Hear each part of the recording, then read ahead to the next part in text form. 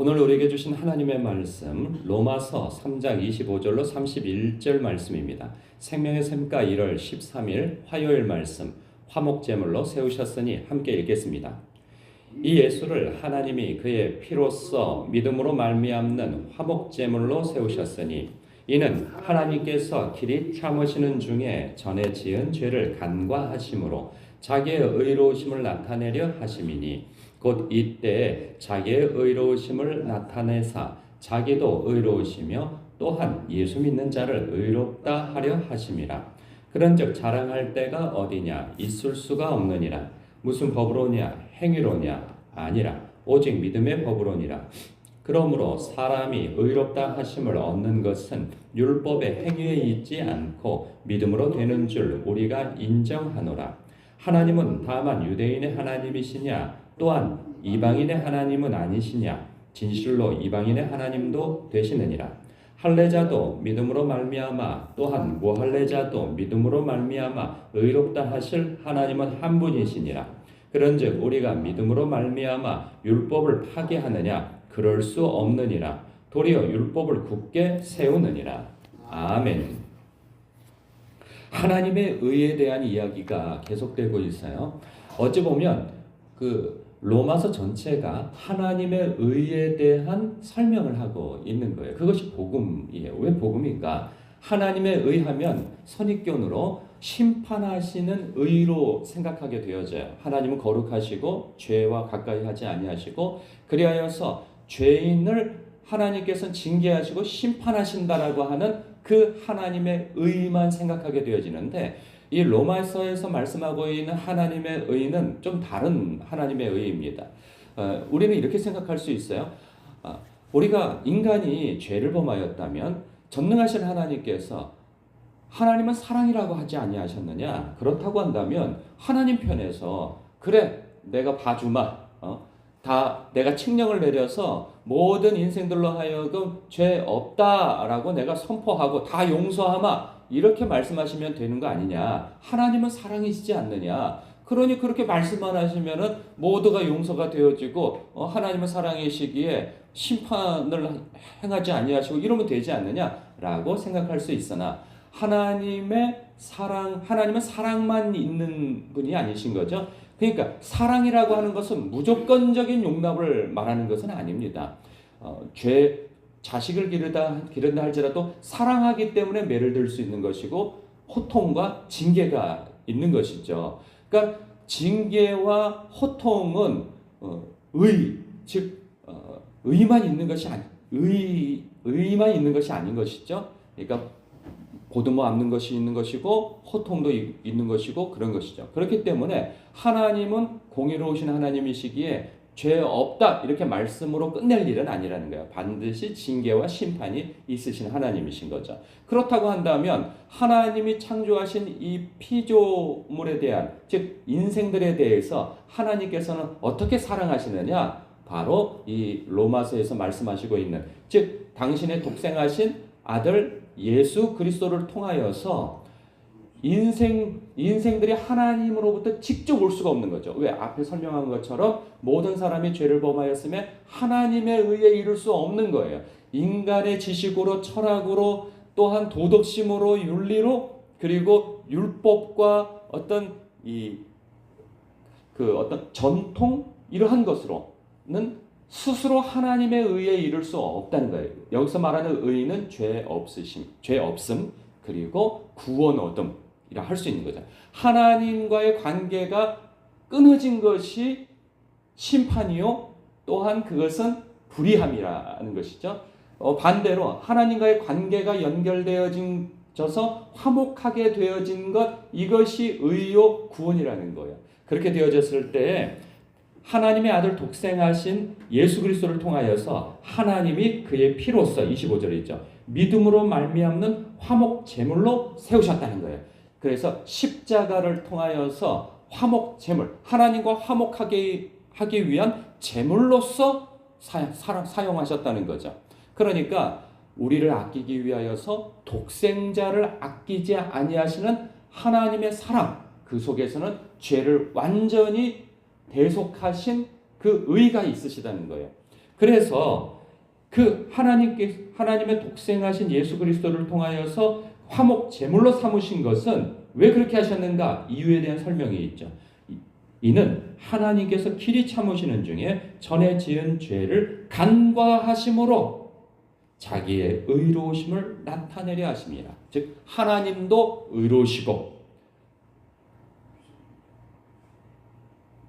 그 다음 얘기, 곧 이때 자기의 의로우심을 나타내사 자기도 의로우시며 또한 예수 믿는 자를 의롭다 하려 하심이라 한 거죠.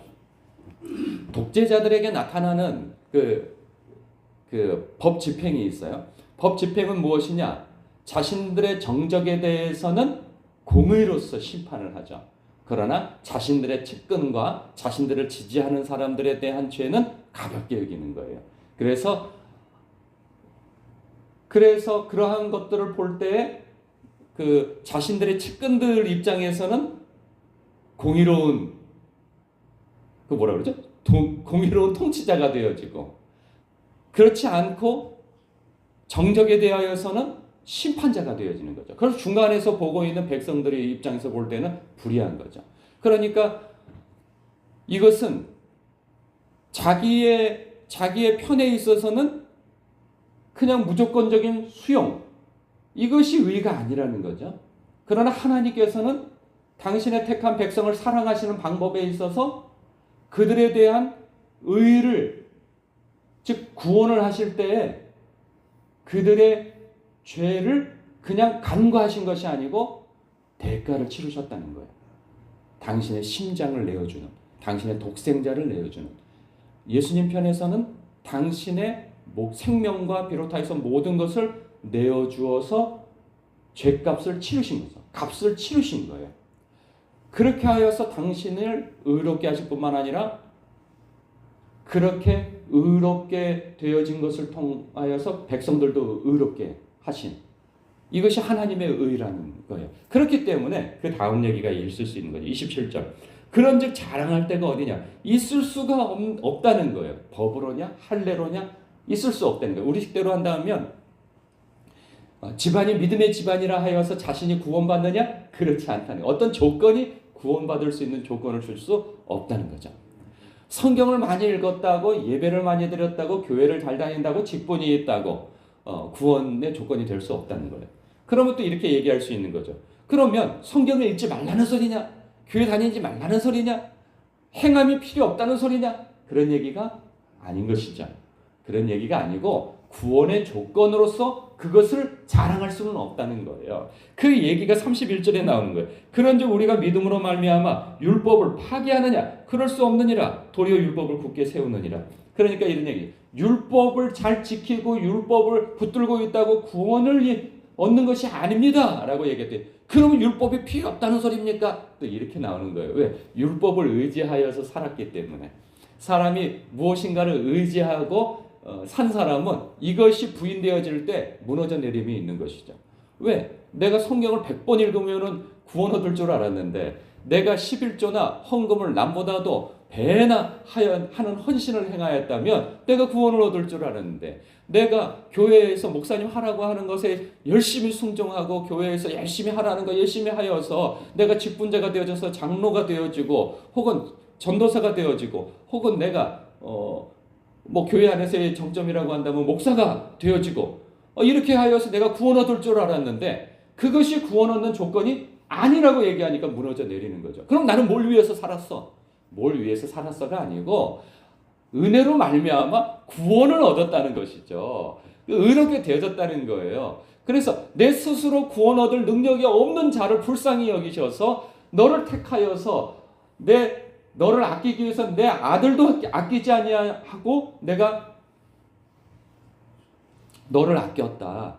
이것이 우리에게 큰 은혜인 거죠. 그래서 신앙생활에 있어서는 은혜의식이 너무나도 중요하다는 거예요. 자격 없는 자에게 베푸신 하나님의 그 크신 사랑, 그 호의, 그것에 감격하고 기뻐함으로 성경도 읽는 것이고 봉사도 하는 것이고, 그리고 뭣도 하고 하는 것이죠. 내가 구원을 얻기 위하여서, 하나님의 환심을 사기 위하여서 그것을 하는 것은 아니라는 거예요. 그렇기 때문에 내가 무엇을 했다고 해서 자랑할 수 없는 거예요. 그래서 27절 그런즉 자랑할 때가 어디냐 있을 수가 없느니라. 어디 구원을 얻기 위해서 거기다 숟가락을 얹으냐 염치 없이 이런 말씀을 하는 것이죠. 사랑하는 성도 여러분, 우리가 뭐 율법을 자랑하겠습니까? 할례를 자랑하겠습니까? 여기에서 우리가 우리 식대로 묵상을 하자면 그런 것이죠. 내가 하나님을 위해서 뭘 했네, 교회를 위해서 뭘 하네, 이것을 자랑할 수 없다는 거예요. 은혜로서 하는 거죠. 기쁨과 감사함으로 하는 것이죠. 내가 무엇을 해드린들 나를 향한 하나님의 그 크신 사랑에 숟가락을 얹을 수 있겠느냐라는 거예요. 내가 뭘 했기에 하나님 앞에 기특한 구석이 있겠느냐라는 거예요. 우리는 구원 얻은 죄인인 거예요. 나 같은 죄인 살리신 그 은혜 감사할 수밖에 없다고 하는 그 은혜의식이 우리를 참으로 우리의 신앙을 은혜롭게 할 것입니다. 사랑하는 성도 여러분, 오늘도 나를 향한 하나님의 그 크신 사랑에 감격할 수 있는 묵상을 하시길 주님의 이름으로 축복합니다. 그러면 오늘 하루도 어떤 상황과 형편과 처지라 할지라도 하나님 앞에 감사할 수 있는 믿음의 회복이 일어날 것이라 믿습니다. 기도하겠습니다.